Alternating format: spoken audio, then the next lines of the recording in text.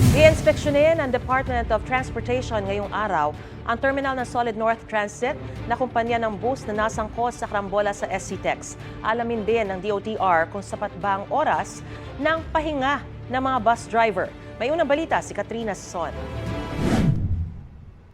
Ito ang CCTV footage sa malagim na karambola ng 5 sasakyan sa SCTEX noong Huwebes.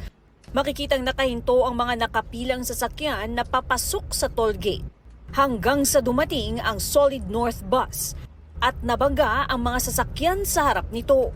Napitpit ang 2 sasakyan sa pagitan ng bus at ng truck at nabangga din ng truck ang sasakyang nasa harap nito. 8 sa 10 nasawi sa disgrasya nakaburol sa Seventh-day Adventist Church sa Antipolo. Binisita sila ni Transportation Secretary Vince Dizon. Nag-provide tayo ng legal assistance din sa kanila. Nag-provide tayo ng private lawyer sa mga pamilya. There will be severe consequences dito sa nangyaring to. Sinuspende na ang operasyon ng Pangasinan Solid North Transit Inc. simula noong May 2. Mag-iinspeksyon sa terminal ang DOTR.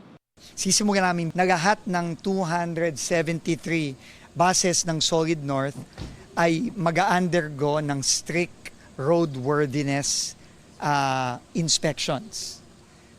Lahat ng driver ng Solid North, dahil sa nangyari ngayon, imamandate namin ang compulsory drug testing.